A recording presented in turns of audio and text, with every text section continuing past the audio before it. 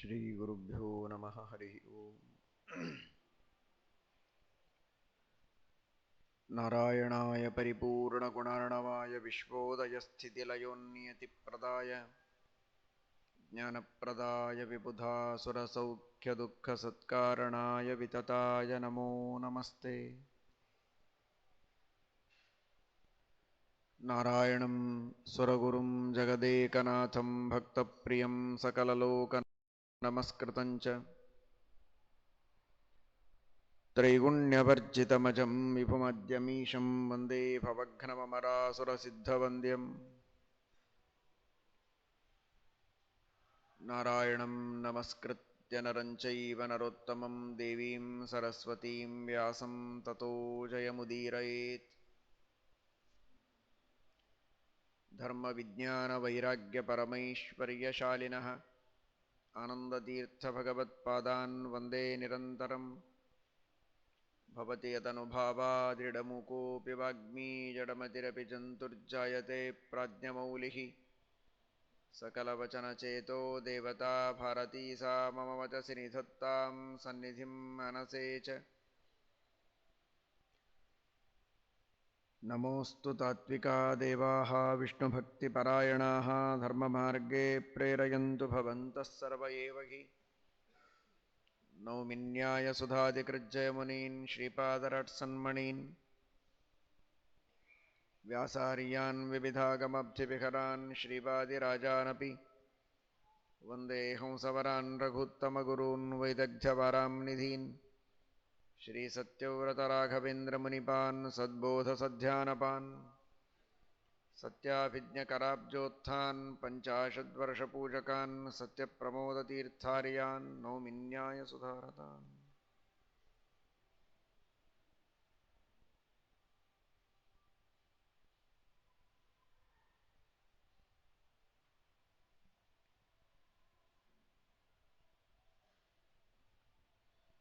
पिङ्गलाकुररः सर्पः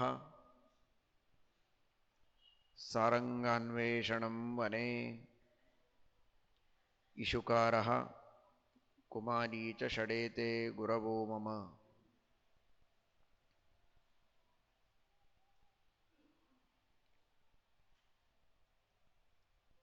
ಅವಧೂತರಾದ ಬೋಧ್ಯರು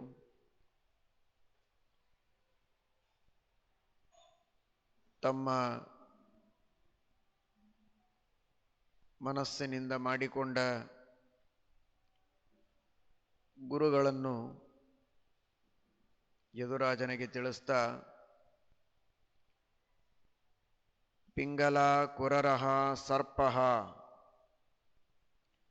ಕುರರಹ ಅಂತ ಹೇಳಿದ್ದಾರೆ. ಕುರರ ಅಂತ ಒಂದು ಪಕ್ಷಿ, ಮಾಂಸವನ್ನು ತಿನ್ನುವ ಪಕ್ಷಿ.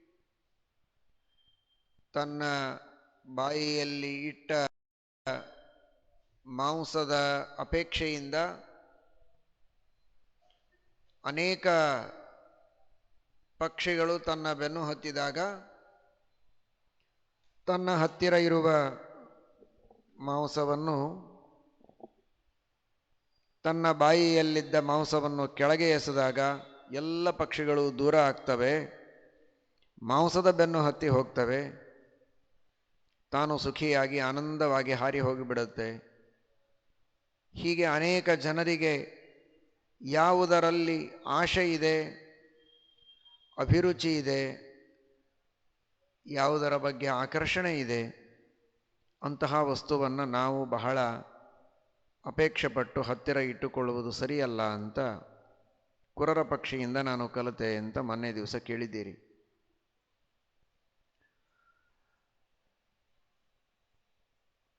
ಈ ಕುರರಹ ಅಂತ ಶಬ್ದವನ್ನು ಪ್ರಯೋಗ ಮಾಡುವ ಹಿನ್ನೆಲೆಯಲ್ಲಿ ಬೋಧ್ಯ ಎಂಬ ಋಷಿ ಇನ್ನೊಂದು ಗುರುವನ್ನು ಸೂಚನೆ ಮಾಡ್ತಾ ಇದ್ದಾನೆ. ಪದಚ್ಛೇದವನ್ನು ನಾವು ಚೆನ್ನಾಗಿ ಮಾಡಿಕೊಳ್ಬೇಕು. ಪಿಂಗಲ, ಕುಹು, ಅರಹ. ಕುಹು ಅಂದರೆ ಪೃಥಿವಿ. ಶ್ರೀಮದ್ಭಾಗವತದಲ್ಲಿ ಯದುರಾಜರಿಗೆ ಅವಧೂತರ ಹೇಳುವಾಗ ಪೃಥ್ವಿಯನ್ನು ತಾನು ಗುರುವಾಗಿ ಸ್ವೀಕರಿಸಿದ್ದು ಅಂತ ತಿಳಿಸ್ತಾರೆ. ಈ ಭೂಮಿಯಿಂದ ನಾನು ಕಲಿತೆ ಅಂತ. ಮಹಾಭಾರತದಲ್ಲಿ ಹೇಳುವಾಗ ಭೂಮಿಯ ಹೆಸರು ಬಂದಿಲ್ಲ. ಆದರೆ ಆಲೋಚನೆ ಮಾಡಿದರೆ ಬೋಧ್ಯ ಎಂಬ ಋಷಿಯ ಭಾವ ನಮಗೆ ತಿಳಿದು ಬರ್ತದೆ. ಪಿಂಗಲ, ಕುಹು, ಅರಹ. ಅರಹ ಅಂದರೆ ಏನು ಅಂತ ಮತ್ತೆ ನೋಡೋಣ. ಕುಹು, ಕು ಅಂದರೆ ಪೃಥಿವಿ. ಅಂತಹ ಪೃಥಿವಿ ನನಗೊಂದು ಗುರು.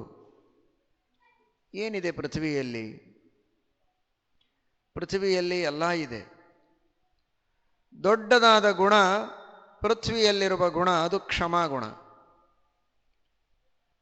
ಬೆಳಗ್ಗೆ ಎದ್ದಾಕ್ಷಣಕ್ಕೆ ನಾವು ಮಾಡುವ ಪ್ರಾರ್ಥನೆ ಪೃಥ್ವಿಗೆ,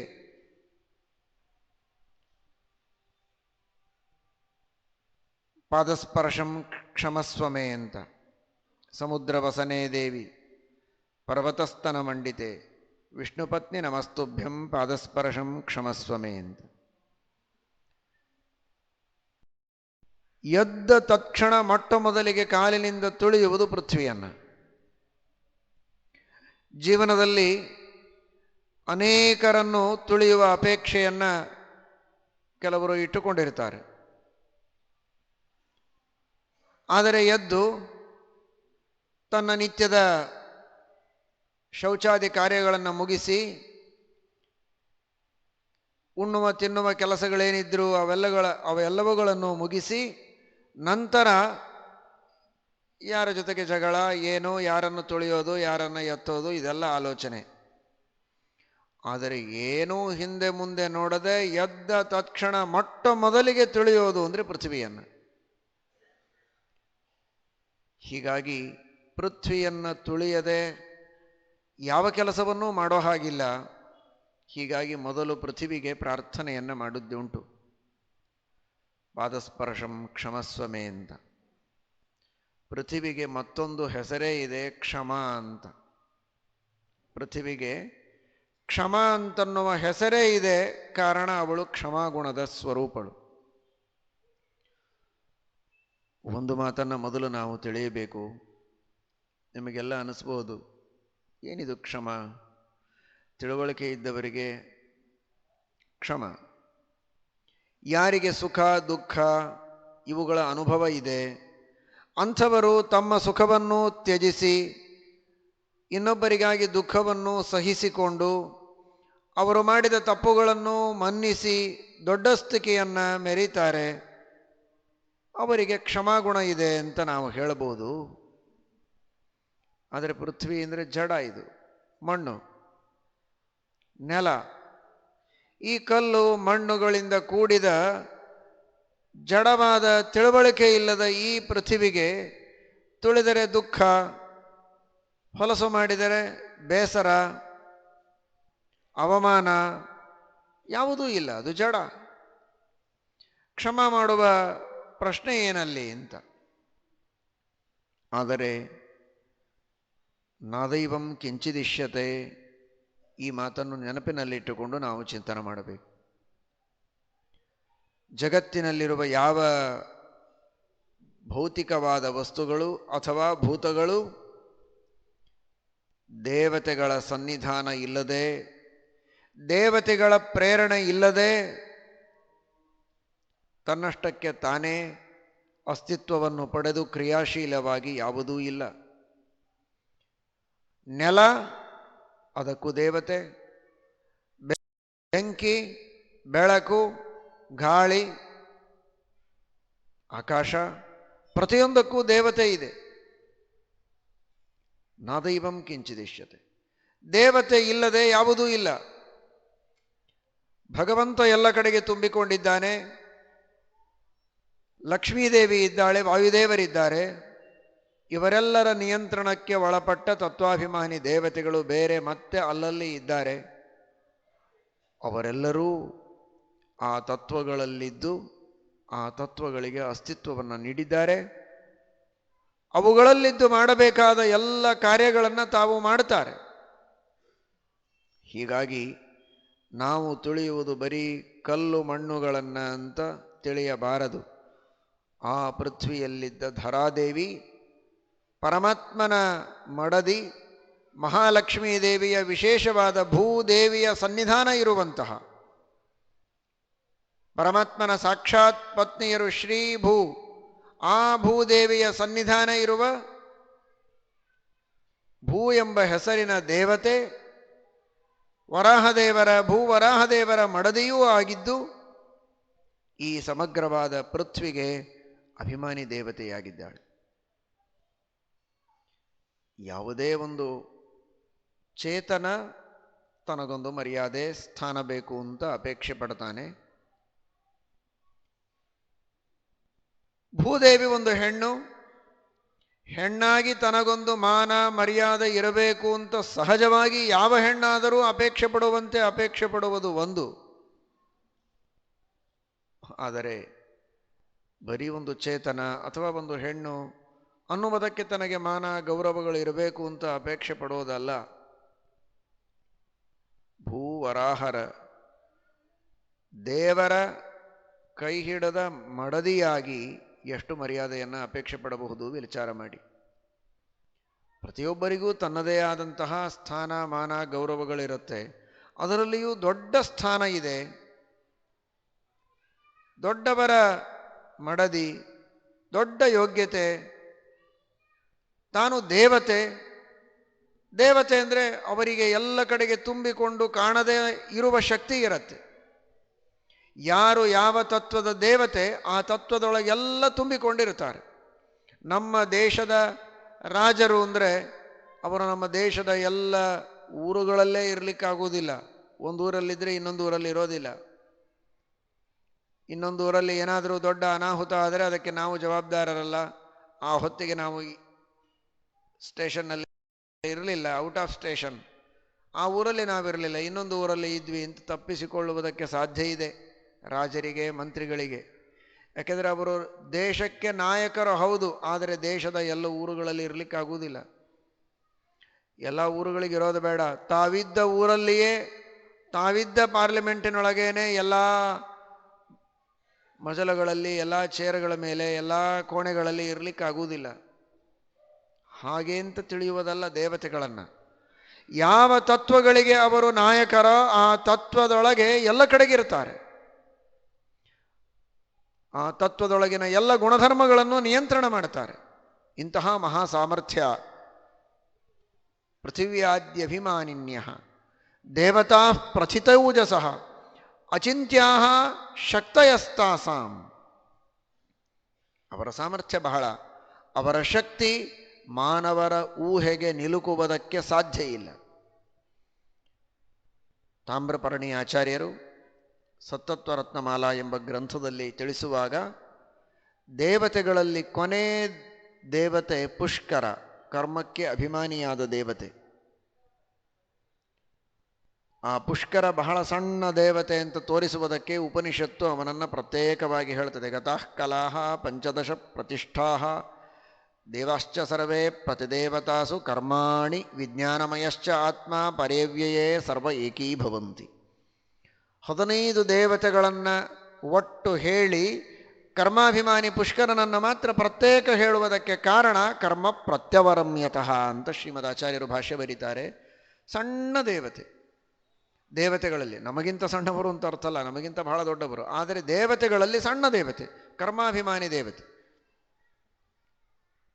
ಸತತ್ವ ರತ್ನಮಾಲಾಕಾರರು ಅಂತಾರೆ, ಸಣ್ಣ ದೇವತೆ ಅಂತ ಹೇಳಿದ ಪುಷ್ಕರನ ಮಹಿಮೆಯನ್ನು ಚಿಂತನೆ ಮಾಡುವುದಕ್ಕೆ, ಚಿಂತನೆ ಮಾಡಿದ್ದನ್ನು ಹೇಳುವುದಕ್ಕೆ ಹಗಲು ರಾತ್ರಿಯೆಲ್ಲ ನಾವು ಹುಟ್ಟಿದ ದಿನದಿಂದ ಹೇಳುವುದಕ್ಕೆ ಪ್ರಾರಂಭ ಮಾಡಿದರೆ ಇಡೀ ಒಬ್ಬ ಮನುಷ್ಯನ ಆಯುಷ್ಯದಲ್ಲಿ ಹೇಳಿ ಮುಗಿಸುವುದಕ್ಕೆ ಸಾಧ್ಯ ಇಲ್ಲ.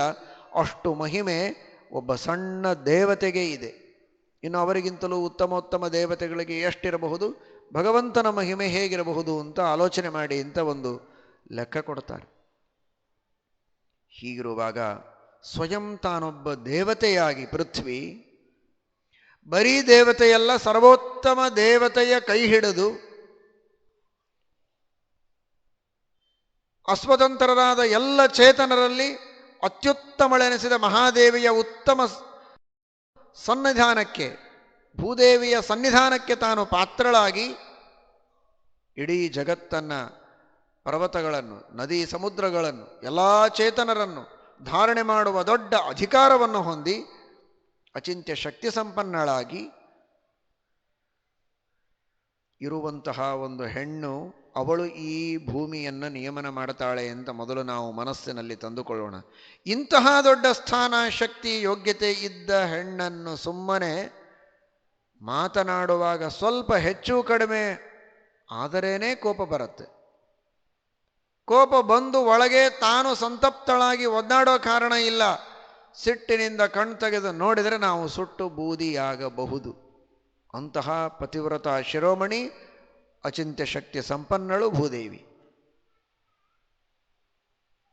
ಬರೀ ಕಲ್ಲಲ್ಲ ನಾವು ತುಳಿಯೋದು, ಮಣ್ಣಲ್ಲ. ಇಷ್ಟೆಲ್ಲ ಉಪನ್ಯಾಸ ಮಾಡ್ತಾ ಇರುವುದು, ನೀವು ಕೇಳ್ತಾ ಇರುವುದು ಆ ಮಹಾತಾಯಿಯ ಮೇಲೆ ಕುಳಿತೇ ಅವಳನ್ನು ತುಳಿದೇನೆ. ಮತ್ತೆ ತುಳಿದ್ರೆ ಹೀಗೆಲ್ಲ ಆಗತ್ತೆ ಅಂತ ಹೇಳೋದು ಅವಳನ್ನು ತುಳಿತಾನೆ. ಇಂತಹ ಮಹಾನುಭಾವಳಾಗಿ ಭೂಮಿಯನ್ನು ನಿಯಮನ ಮಾಡುವವಳಾಗಿದ್ದರೂ ಕೂಡ ನಾವು ತುಳಿದರೂ ಸರಿ, ಉಗುಳಿದರೂ ಸರಿ, ಹೊಲಸು ಮಾಡಿದರೂ ಸರಿ, ಹೊರಳಾಡಿದರೂ ಸರಿ, ಏನು ಮಾಡಿದರೂ ಮತ್ತೂ ನಮ್ಮನ್ನು ಎತ್ತಿಕೊಂಡು ನಮಗೆ ಆಟ ಆಡಿಸುವವಳು ನಮ್ಮ ತಾಯಿಯಾದ ಭೂದೇವಿ. ಎಂತಹ ಕ್ಷಮಾಗುಣ ಇರಬಹುದು ನೋಡಿಕೊಳ್ಳಿ. ಕಲ್ಲಿಗಲ್ಲ ನಾವು ಹೇಳ್ತಾ ಇರುವುದು ಕ್ಷಮಾಗುಣ, ಒಳಗಿರುವ ದೇವತೆಗೆ.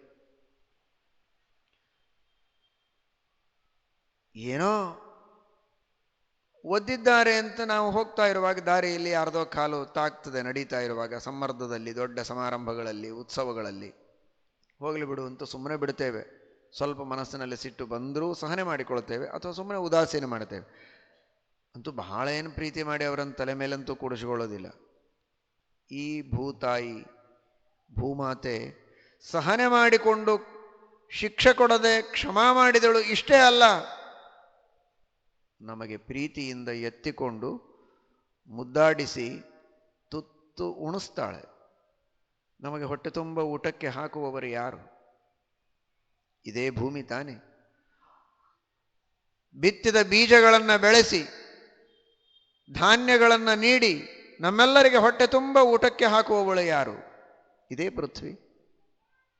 ಹಾಗಾದರೆ ತುಳಿದರು ಅಂತ ಉದಾಸೀನವೂ ಮಾಡದೆ, ತುಳಿದರೂ ಕೂಡ ಎಂಥವರೇ ಇರಲಿ ಅವರಿಗೆ ಹೊಟ್ಟೆ ತುಂಬ ಊಟಕ್ಕೆ ಕೊಡುವಂತಹ ದೊಡ್ಡ ಗುಣ ಪೃಥ್ವಿಯಲ್ಲಿದೆ. ಇದು ನಿಜವಾದ ಕ್ಷಮಾಗುಣದ ಪರಾಕಾಷ್ಠೆ. ಇದು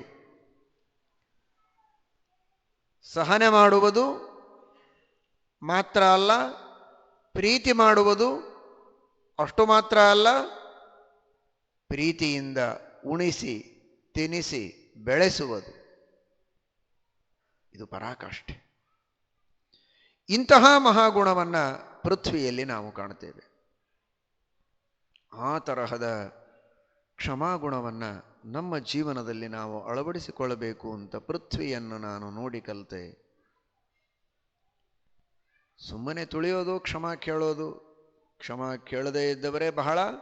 ಏನೋ ಸ್ವಲ್ಪ ಭಾರತೀಯ ಸಂಸ್ಕೃತಿ, ಪರಂಪರೆ, ಸನಾತನ ಧರ್ಮದ ಪರಿಚಯ ಇದ್ದವರು ಕ್ಷಮಾ ಯಾಚನೆ ಮಾಡಬಹುದು ಅಷ್ಟೇ.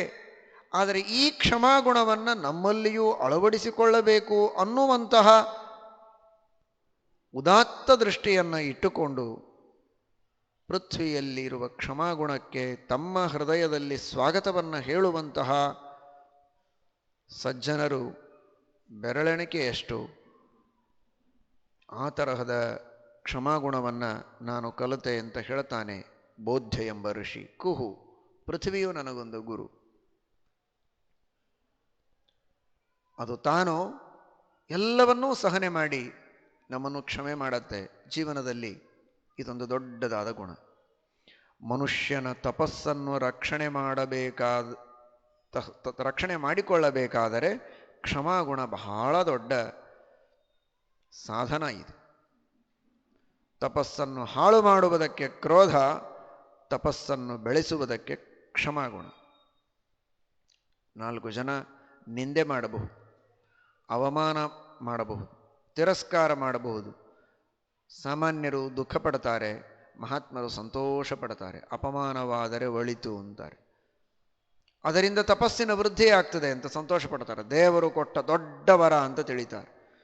4 ಜನ ನಿಂದೆ ಮಾಡಿದರು, ನಿಂದಕರಿರಬೇಕಿರಬೇಕು ಅಂತಾರೆ ದಾಸರು. ಎಷ್ಟು ಜನ ನಿಂದೆ ಮಾಡ್ತಾರೆ ಅಷ್ಟು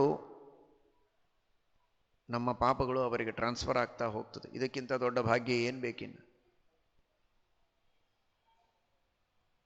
ಮಾಡಿದವರ ಪಾಪ ಆಡಿದವರಿಗೆ ಅಂತ.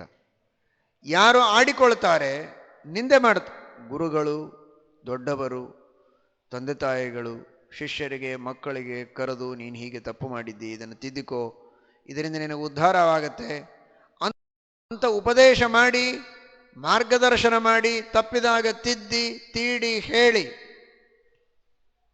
ಪ್ರಸಂಗ ಬಂದಾಗ ಶಿಕ್ಷೆಯನ್ನೂ ಕೊಟ್ಟು ಅವನನ್ನು ಉದ್ಧಾರ ಮಾಡುವುದಕ್ಕೆ ಪ್ರಯತ್ನ ಮಾಡಿದರೆ ಅವರಿಗೂ ಆ ಪಾಪ ಹೋಗುತ್ತೆ ಅಂತ ತಿಳಿಯಬೇಡಿ.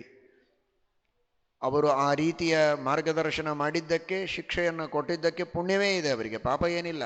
ಎಷ್ಟು ವಿಹಿತವೋ ಅಷ್ಟು ಮಾತ್ರ ಶಿಕ್ಷೆ ಕೊಡಬೇಕು, ಮತ್ತೆ ಹೆಚ್ಚು ಕೊಡಬಾರದು. ತತ್ರಾಪಿ ನಂಗಹಾನಿ ಸ್ಯಾತ್ ವೇದನಾವಾ ಚಿರಂನತು ಅಂತ ಶ್ರೀಮದ್ ಆಚಾರ್ಯರು ತಾತ್ಪರ್ಯ ನಿರ್ಣಯದಲ್ಲಿ ಹೇಳ್ತಾರೆ. ಅಂಗಹಾನಿ ಮಾಡುವಷ್ಟು ಜೋರಾಗಿ ಶಿಕ್ಷೆಯನ್ನು ಕೊಡುವುದಲ್ಲ, ಶಿಕ್ಷೆಯನ್ನು ಕೊಡಬೇಕು, ಪೆಟ್ಟು ತಾಕಬೇಕು, ಆದರೆ ಬಹಳ ಪೆಟ್ಟು ತಾಗಿರಬಾರದು, ಬಹಳ ಹೊತ್ತು ನೋವು ಇರಬಾರದು, ಸ್ವಲ್ಪ ನೋವು. ಚಿಕ್ಕ ವಯಸ್ಸಿನಲ್ಲಿ ತಿಳುವಳಿಕೆ ಇಲ್ಲ, ಹೇಳಿದರೆ ಅರ್ಥ ಆಗೋದಿಲ್ಲ, ಇನ್ನೊಮ್ಮೆ ಹೀಗೆ ಮಾಡಬಾರದು ಅನ್ನುವ ಎಚ್ಚರವಾದರೂ ಕೊಡೋದು ಅನಿವಾರ್ಯ ಇದೆ. ಅಷ್ಟಕ್ಕೆ ಎಷ್ಟು ಬೇಕೋ ಅಷ್ಟು ಮಾತ್ರ ಭಯ, ಅಷ್ಟು ಮಾತ್ರ ಸಣ್ಣ ಪೆಟ್ಟು ಕೊಟ್ಟು ಅವನನ್ನು ದಾರಿಗೆ ತರುವುದು ತಂದೆ ತಾಯಿಗಳ ಕರ್ತವ್ಯ. ಲಾಲನೆ ಬಹವೋ ದೋಷಾಹ ತಾಡನೆ ಬಹವೋ ಗುಣ. ಆದರೆ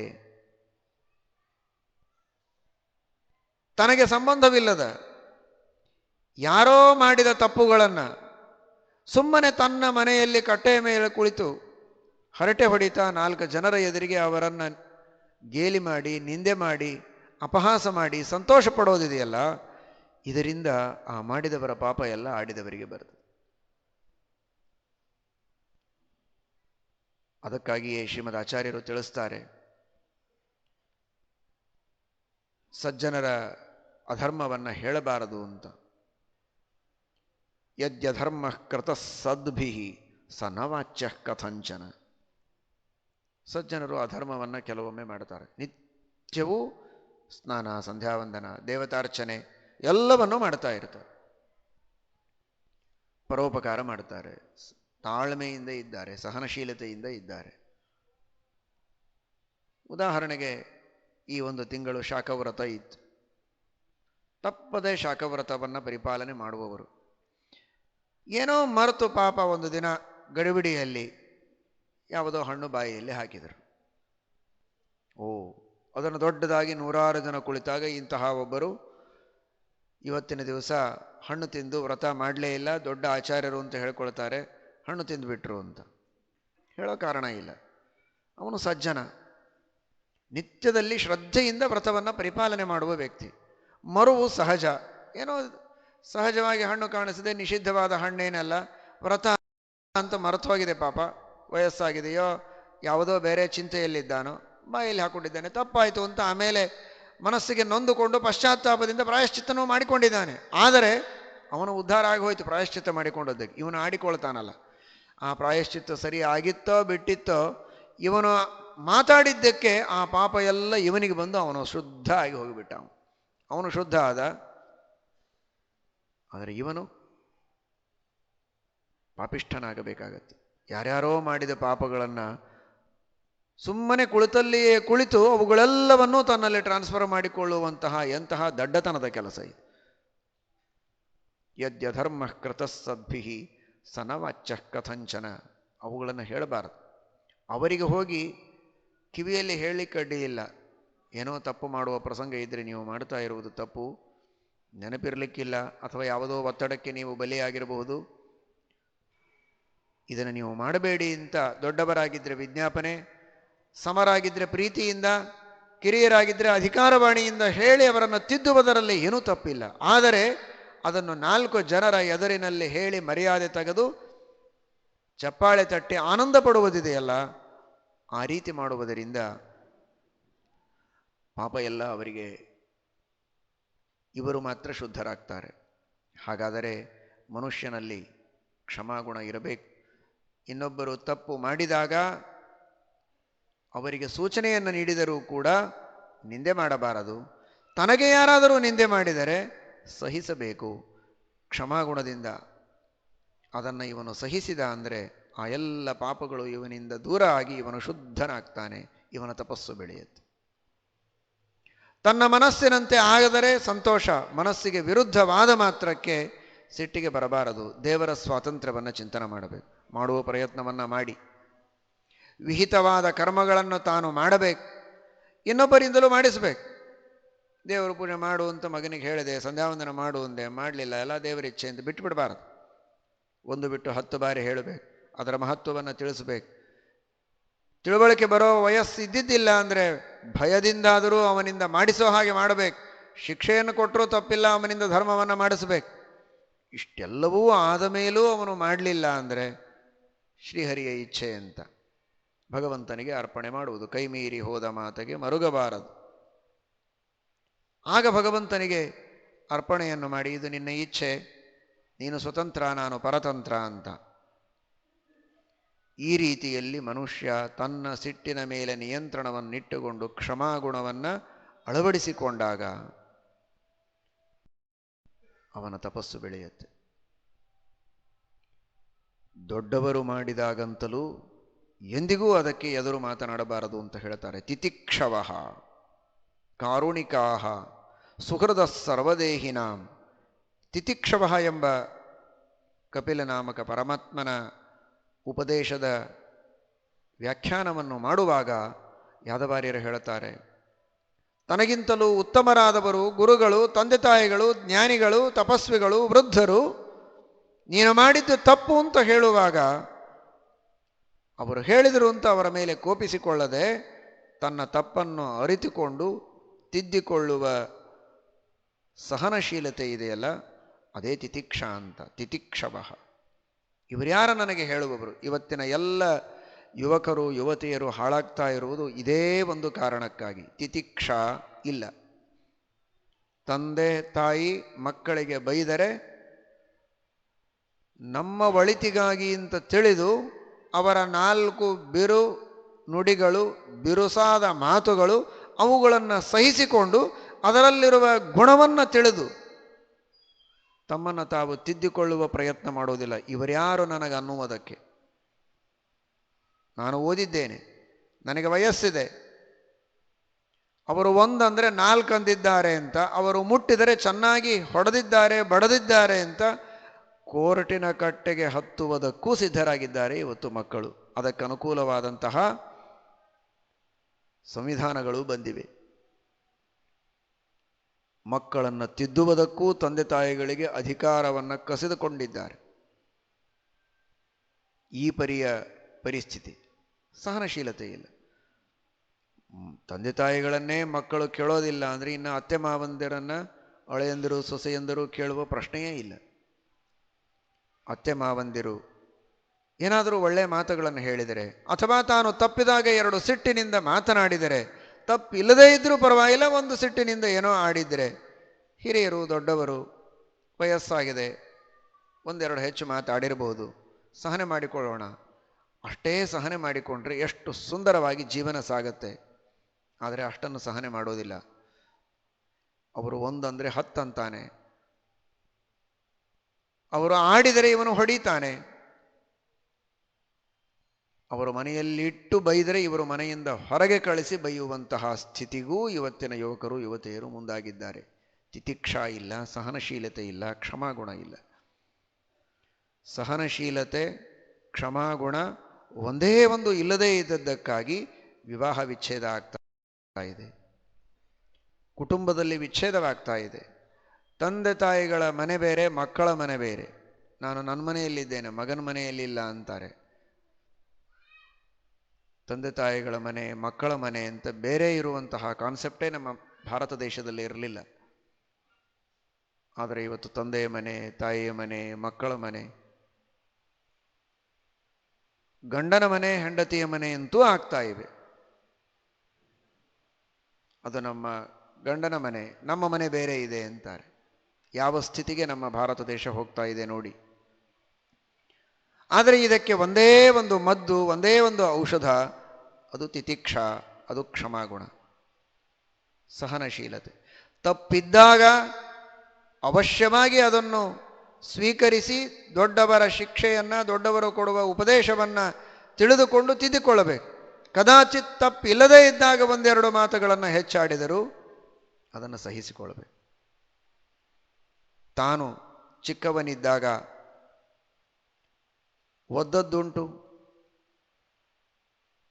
ತಂದೆ ತಾಯಿಗಳ ಮೈ ಮೇಲೆ ಮಲಮೂತ್ರಗಳ ವಿಸರ್ಜನೆ ಮಾಡಿದ್ದುಂಟು, ಸಾಕಷ್ಟು ನೋವುಗಳನ್ನು ಕೊಟ್ಟದ್ದುಂಟು, ಬೇಕಾದಷ್ಟು ಇವರಿಗಾಗಿ ಅವರು ಕಷ್ಟಪಟ್ಟು ಉಪವಾಸ ಇದ್ದು ನಾನಾ ರೀತಿಯ ಕಷ್ಟಗಳನ್ನು ಅನುಭವಿಸಿದ್ದುಂಟು. ಇವನು ಯಾರು? ಹುಟ್ಟಿ ಬಂದ ವ್ಯಕ್ತಿ ತನಗೆ ಉಪಕಾರ ಮಾಡ್ತಾನೋ ಅಪಕಾರ ಮಾಡ್ತಾನೋ ಯಾವುದೂ ಗೊತ್ತಿಲ್ಲ. ಅವನೇನು ಸುಂದರನಾಗಿದ್ದಾನೋ ಕುರೂಪಿಯಾಗಿದ್ದಾನೋ ಇದ್ಯಾವುದೂ ಗೊತ್ತಿಲ್ಲದೆ, ಮುಖವನ್ನೇ ನೋಡದೇ ಇದ್ದಾಗಲೂ ತನ್ನ ಗರ್ಭದಲ್ಲಿ 9 ತಿಂಗಳು ಅವನಿಗಾಗಿ ಎಲ್ಲ ಕಷ್ಟವನ್ನೂ ಸಹಿಸಿದಂಥವರು ತಾಯಿ. ಅಂತಹ ತಾಯಿ ಒಂದು ಮಾತು ಹೆಚ್ಚಾಡಿದರೆ ಇವನಿಗೆ ಸಹನ ಮಾಡಲಿಕ್ಕೆ ಆಗೋದಿಲ್ಲ ಅಂದರೆ ಎಂತಹ ತಿಳಿಗೇಡಿತನ. ಎಜುಕೇಷನ್ ನೋಡಿದರೆ ದೊಡ್ಡದಾದದ್ದು, ದೊಡ್ಡ ಡಿಗ್ರಿಗಳನ್ನು ಗಳಿಸಿರ್ತಾರೆ. ಅಂತಹ ದೊಡ್ಡ ಡಿಗ್ರಿಗಳನ್ನು ಗಳಿಸಿ ಭಾರೀ ಬುದ್ಧಿವಂತರಾಗಿ ಸ್ಟೇಟಿಗೆ, ದೇಶಕ್ಕೇನೆ ಫಸ್ಟ್ ಬಂದು ಎಲ್ಲ ಇದೆ. ಅಷ್ಟೆಲ್ಲ ಬುದ್ಧಿವಂತಿಕೆ ಇದ್ದು ಒಂದು ಸಹನಶೀಲತೆ ಇಲ್ಲ, ತಿಳುವಳಿಕೆ ಇಲ್ಲ ಅಂದರೆ ಅದೆಲ್ಲವೂ ವ್ಯರ್ಥವಾಗಿ ಹೋಗ್ತದೆ. ತಾಳ್ಮೆ ಇರಬೇಕು, ಸಹನಶೀಲತೆ ಇರಬೇಕು. ಅದರಿಂದ ಗಂಡ ಹೆಂಡತಿ, ತಂದೆ ತಾಯಿ, ಮಕ್ಕಳು, ಅತ್ತೆ ಮಾವಂದಿರು, ಬಂಧು ಬಳಗದವರು ಎಲ್ಲರೂ ಪ್ರೇಮದಿಂದ ಇರುವುದಕ್ಕೆ ಸಾಧ್ಯ ಇದೆ. ಆ ತರಹದ ಕ್ಷಮಾಗುಣವನ್ನು ಪೃಥ್ವಿಯಿಂದ ನಾನು ಕಲಿತೆ. ಬೋಧ್ಯ ಕಲ್ತ ಪೃಥ್ವಿಯಿಂದ. ಬೋಧ್ಯ ಕಲ್ತಿದ್ದೇನೆ ಅಂತ ಹೇಳಿದ್ದನ್ನು ಕೇಳಿ ಇವತ್ತು ನಾವೆಲ್ಲರೂ ಕಲಿಯಬೇಕಾಗಿದೆ. ಅದನ್ನು ಕಲಿತರೆ ಇಡೀ ಜಗತ್ತಿಗೆ ಸುಖ ಇದೆ. ಇದನ್ನು ಮಹಾಭಾರತ ನಮಗೆ ಹೇಳುತ್ತದೆ.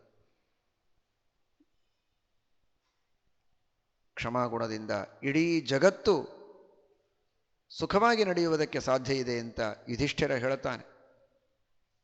ಶುಕ್ರಾಚಾರ್ಯರು ಈ ಮಾತನ್ನ ಒಂದು ಪ್ರಸಂಗದಲ್ಲಿ ತಿಳಿಸ್ತಾರೆ, ಕ್ಷಮಾಗುಣದ ಮಹತ್ವ ಏನು ಅಂತ.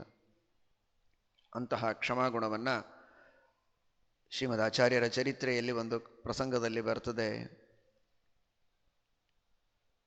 ಶ್ರೀಮದ್ ಆಚಾರ್ಯರ ಪಾದಪ್ರಕ್ಷಾಲನವನ್ನು ಮಾಡ್ತಾ ಇದ್ದರಂತೆ ಭಕ್ತರು.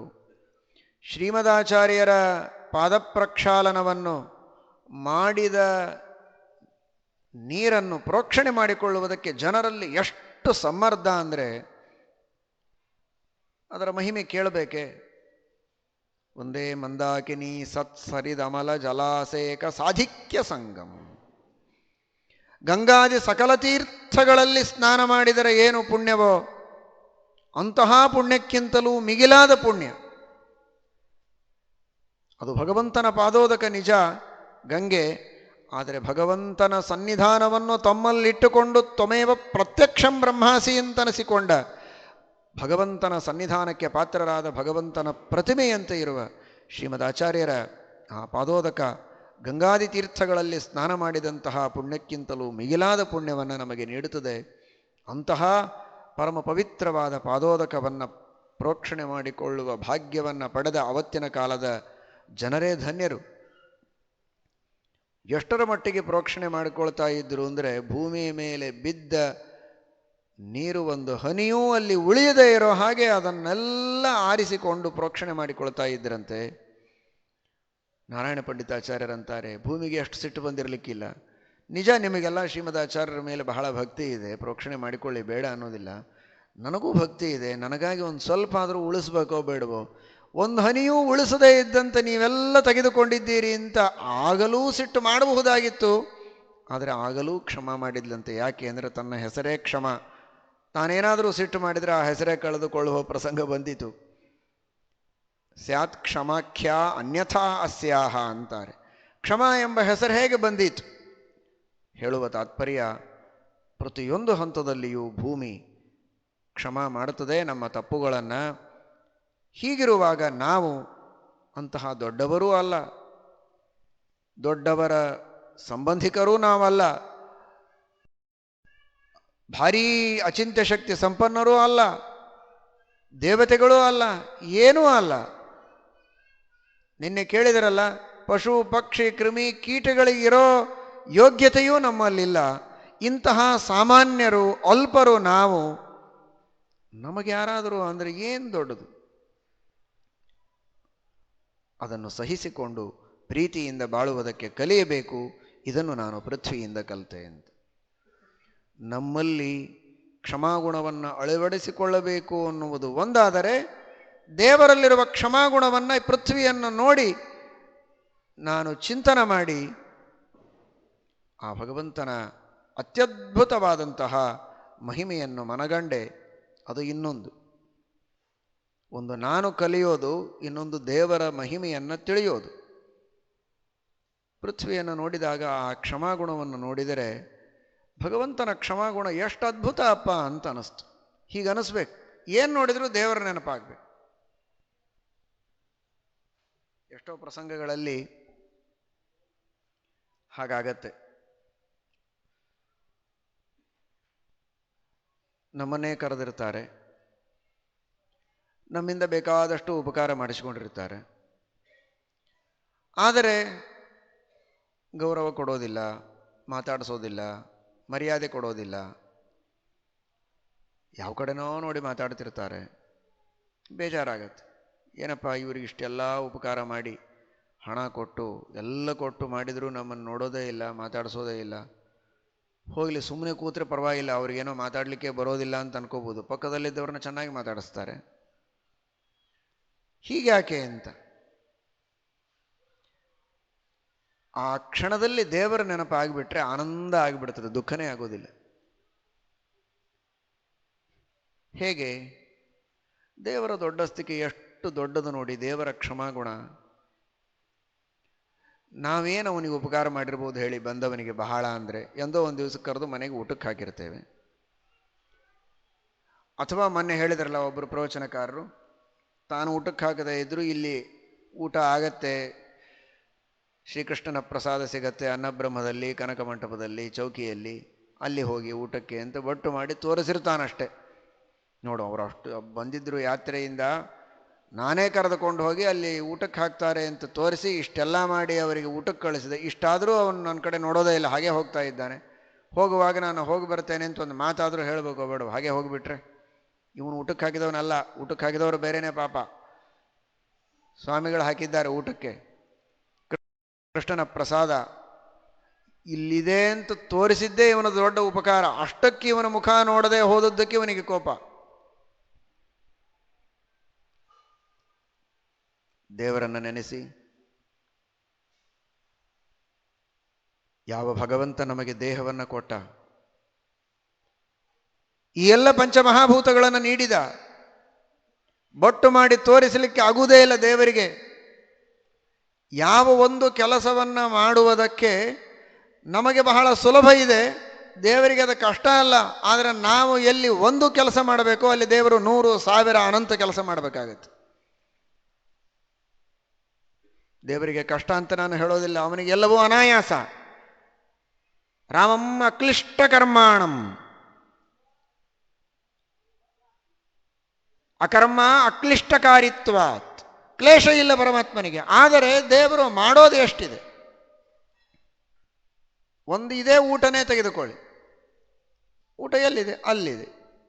ಎಷ್ಟು ಸುಲಭ ನೋಡಿ, ಇವನಿಗೆ ತೋರಿಸಿದ, ಮುಗಿದೋಯ್ತು. ಸರಿ, ಇವನದು ಸುಲಭ ಆಗ್ಬೋದು, ಅಡುಗೆ ಮಾಡೋರದಂತೂ ಕಷ್ಟ ಇದೆ ಅಲ್ಲ, ನಿಜ, ಇವನಕ್ಕಿಂತಲೂ ಕಷ್ಟ. ಆದರೆ ಅಡುಗೆ ಮಾಡುವವರಿಗಿಂತಲೂ 1000 ಪಟ್ಟು ಹೆಚ್ಚಿನ ಕೆಲಸವನ್ನು ದೇವರು ಮಾಡ್ತಾನೆ. ಅಕ್ಕಿ ಇರುತ್ತೆ, ಯಾರೋ ತಂದು ಇಟ್ಟಿರ್ತಾರೆ, ನೀರು ಬರ್ತಾ ಇರ್ತದೆ, ನೀರು ತೆಗೆದುಕೊಂಡು ಬರ್ತಾನೆ, ಇದ್ದ ಅಕ್ಕಿಯನ್ನು ಪಾತ್ರೆಯಲ್ಲಿ ಹಾಕಿ ಉರಿ ಹಚ್ಚಿ ಮೇಲೆ ಮುಚ್ಚಿ ಕೂತು ಬಿಡ್ತಾನೆ, ಮುಗಿದೋಯ್ತು. ಇದು ಅಡುಗೆ ಅವನ ಕೆಲಸ. ನಮ್ಗಿಂತ ಊಟ ಮಾಡೋರಿಗಿಂತ ಅವನ ಶ್ರಮ ಬಹಳ ಒಪ್ತೇವೆ. ಬಡಿಸುವವರಿಗಿಂತಲೂ ಶ್ರಮ ಹೆಚ್ಚು, ಊಟ ಮಾಡುವವರಿಗಿಂತಲೂ ಬಹಳ ಹೆಚ್ಚು ಶ್ರಮ. ಆದರೆ ದೇವರ ದೃಷ್ಟಿಯಲ್ಲಿ ನೋಡಿದರೆ ಅಕ್ಕಿ ಸಿಗತ್ತಾ ದೇವರಿಗೆ? ನಮಗೆ ಅಕ್ಕಿ ರೆಡಿಮೇಡ್ ಸಿಗತ್ತೆ, ದೇವರಿಗೆ ರೆಡಿಮೇಡ್ ಯಾವುದೂ ಸಿಗೋದಿಲ್ಲ. ಅವನೇ ಸೃಷ್ಟಿ ಮಾಡ್ಕೋಬೇಕು. ಎಲ್ಲಿಂದ? ಭತ್ತ ಕೊಟ್ಟಿ ಅಲ್ಲ, ಭತ್ತನೂ ಅವನೇ ಮಾಡಬೇಕು, ಭತ್ತ ಅವನೇ ಮಾಡಬೇಕು. ಅಕ್ಕಿಯನ್ನು ರಕ್ಷಣೆ ಮಾಡುವುದಕ್ಕೆ ಮೇಲೆ ಹೊಟ್ಟು ಇಟ್ಟು ಅದನ್ನು ಭತ್ತದಲ್ಲಿ ರಕ್ಷಣೆ ಮಾಡುವವನು ಅವನೇ. ಆಮೇಲೆ ಕಾಲ ಬಂದಾಗ ಹೊಟ್ಟು ತೆಗೆದು ಅಕ್ಕಿ ಮಾಡಬೇಕಾದರೂ ಅವನೇ. ಹೊಟ್ಟು ಕುಟ್ಟುವುದಕ್ಕೆ ಕುಟ್ಟಿದರೆ ಮನೆಯಲ್ಲಿ ಸರಿ, ಮಷಿನ್ ಒಳಗೆ ಮಾಡಿದರೆ ಆ ಮಷಿನ್ನು ಆ ಕಬ್ಬಣ ಅದನ್ನು ಇವನೇ ರೆಡಿ ಮಾಡಬೇಕು. ರೆಡಿಮೇಡ್ ಯಾವುದು ಸಿಗುವುದಿಲ್ಲ, ಎಲ್ಲವನ್ನೂ ದೇವರೇ ಮಾಡಬೇಕು ತಾನೆ. ಸಿಗತ್ತೆ ಕಬ್ಬಿಣದ, ಕುಟ್ಟಿ ಬಿಡ್ತೇವೆ. ಕುಟ್ಟುತ್ತಿದ್ರು ಒಂದು ಕಾಲಕ್ಕೆ, ಕುಟ್ಟೋದಿಲ್ಲ ಅಂತ ಇಟ್ಕೊಳ್ಳಿ. ಮಷಿನ್ನಲ್ಲಿ ಕಬ್ಬಿಣ ಇರ್ತದೆ, ಕಬ್ಬಿಣದ ಮಷಿನ್ ಒಳಗೆ ಹಾಕ್ತಾರೆ, ಬರುತ್ತೆ ಹೊರಗೆ. ಕಬ್ಬಿಣ ಆಗೋದು ಹೇಗೆ? ಎಲ್ಲಿಂದ ಬಂತು ಕಬ್ಬಿಣ? ಆ ಕಬ್ಬಿಣವನ್ನು ಭೂಗರ್ಭದಿಂದ ಖನಿಜದೊಳಗೆ ಸೃಷ್ಟಿ ಮಾಡಿ ಅದನ್ನು ತೆಗೆಯುವ ಕಲೆಯನ್ನು ಮಾನವನಿಗೆ ನೀಡಿ ಅದರೊಳಗೆ ಅತೀ ಗಟ್ಟಿಯಾಗಿರುವಂತಹ ಶಕ್ತಿಯನ್ನು, ಸಾಂದ್ರತೆಯನ್ನು, ಘನತೆಯನ್ನು ನೀಡಿ ಕಬ್ಬಿಣವನ್ನೂ ರೆಡಿ ಮಾಡಬೇಕು ಅವನೇ. ಮಣ್ಣು ಅವನೇ ಹುಟ್ಟಿಸಬೇಕು. ಮಣ್ಣಿಗೆ ಮೂಲ ಕಾರಣ ನೀರು, ಅದಕ್ಕೆ ಮೂಲ ಕೊನೆಗೆ ಪ್ರಕೃತಿ ತತ್ವ, ಮಹತ್ತತ್ವ, ಅಹಂಕಾರ ತತ್ವ, ಪಂಚಮಹಾಭೂತಗಳು, ಮಣ್ಣು, ಅದರೊಳಗೆ ಬೀಜ, ಬಿತ್ತಿದ ಬೀಜ ಅದು ಗಿಡವಾಗಬೇಕು. ಅದೆಲ್ಲವನ್ನ ಮಾಡ್ತಾ ಇರಬೇಕು ದೇವರು. ಸರಿಯಾಗಿ ಇವತ್ತಲ್ಲ ಏಕಾದಶಿ ಉಪವಾಸ ಇದೆ, 8 ಗಂಟೆ ಆಯಿತು ಊಟಕ್ಕೆ ಹೋಗೋದು, 11:30 ರೆಡಿ ಇರುತ್ತೆ ಊಟಕ್ಕೆ ಹೋಗೋದು. ಮಠದಲ್ಲಿದ್ದರೆ ಮಠಕ್ಕೆ, ಮನೆಯಲ್ಲಿದ್ದರೆ ಮನೆಯಲ್ಲಿ, ಊಟ ಮಾಡೋದು, ಮಲಗಿಬಿಡೋದು. 5 ನಿಮಿಷದ ಕೆಲಸ. ದೇವರ ಕೆಲಸ ಎಂದಿನಿಂದ ಶುರುವಾಗಿದೆ ಗೊತ್ತಾ? ಯಾವತ್ತಿನಿಂದ ಶುರುವಾಗಿದೆ? ಸೃಷ್ಟಿ ಎಂದು ಮಾಡಿದ ಅಂದಿನಿಂದೇ ಶುರುವಾಗಿದೆ. ಅವತ್ತು ತಾನೇ ಮಹತ್ತತ್ವ ಹುಟ್ಟಿದ್ದು. ಆಗ ಮೊಟ್ಟ ಮೊದಲಿಗೆ ಪ್ರಥಮಂ ಮಹತಸ್ರಷ್ಟ್ರ ಭಗವಂತ ಮಹತ್ತತ್ವವನ್ನು ಸೃಷ್ಟಿ ಮಾಡಿದವನ ದೇವರೇ. ಮಹತ್ತತ್ವ, ಅಹಂಕಾರ ತತ್ವ, ಅಲ್ಲಿಂದ ಪಂಚಮಹಾಭೂತಗಳ ಸೃಷ್ಟಿಯನ್ನು ಮಾಡಿದಾಗಿನಿಂದ ಈ ಪಂಚಮಹಾಭೂತಗಳಿಂದ ಮುಂದೆ ಏನೆಲ್ಲ ಸೃಷ್ಟಿಯಾಗಬೇಕಾಗಿದೆ ಅಂತ ಅಂದೇ ಭಗವಂತ ತಾನು ಆಲೋಚನೆ ಮಾಡಿದ್ದಾನೆ. ಸತಪೋತಪ್ಯತ. ಈ ಪಂಚಮಹಾಭೂತಗಳಿಂದ ಮುಂದೆ ಏನೆಲ್ಲ ಆಗಬೇಕಾಗಿದೆ, ಅದರ ಉಪಯೋಗವನ್ನು ಯಾರೆಲ್ಲ ಮಾಡ್ತಾರೆ, ಏನೇನು ಮಾಡ್ತಾರೆ, ಯಾವಾಗ ಯಾವಾಗ ಮಾಡ್ತಾರೆ, ಅದೆಲ್ಲದಕ್ಕೂ ಮೂಲಭೂತವಾದ ಶಕ್ತಿಯನ್ನು ಒಳಗೆ ಇಟ್ಟು ದೇವರು ಅಂದಿನಿಂದ ಶುರು ಮಾಡಿದ್ದಾನೆ ಕೆಲಸ. ಆಮೇಲೆ ಈಗ ಮಣ್ಣು, ಅದರಲ್ಲಿ ಬೀಜ, ಆಮೇಲೆ ನೀರು, ಅದು ಬೆಳೆಯಬೇಕು. ಅದು ಎಲ್ಲಿಯೋ ಬೆಳೀತದೆ, ಎಲ್ಲಿಯೋ ಬರ್ತದೆ. ಬಂದ ಅಕ್ಕಿಯನ್ನು ಅದನ್ನು ಬೆಳೆಸಲಿಕ್ಕೆ ಎಷ್ಟು ಜೀವರಾಶಿಗಳು, ಅದನ್ನು ಕುಟ್ಟುವುದಕ್ಕೆ ಎಷ್ಟು ಜೀವರಾಶಿಗಳು, ಇಲ್ಲಿ ತಂದು ಹಾಕೋದಕ್ಕೆ ಅಷ್ಟು. ಡೊನೇಷನ್ ಕೊಡುವವರು ಯಾರು? ಕೊಡುವುದಕ್ಕೆ ಅವನಿಗೆ ಹಣ, ಹಣಕ್ಕಾಗಿ ಅವನ ಉದ್ಯೋಗ, ಉದ್ಯೋಗಕ್ಕಾಗಿ ಅವನಿಗೆ ಬುದ್ಧಿ, ವಿದ್ಯೆ, ವಿದ್ಯೆಗಾಗಿ ಅವನಿಗೆ ಶಾಲೆ, ಉದ್ಯೋಗಕ್ಕಾಗಿ ಒಂದು ಆಫೀಸು, ಅಲ್ಲಿ ಕೆಲಸ ಮಾಡುವ ಜನರು. ಎಷ್ಟು ಲಿಂಕ್ ಇದೆ ನಿಂಬಾಯಲ್ಲಿ ಒಂದು ತುತ್ತು ಬೀಳಲಿಕ್ಕೆ.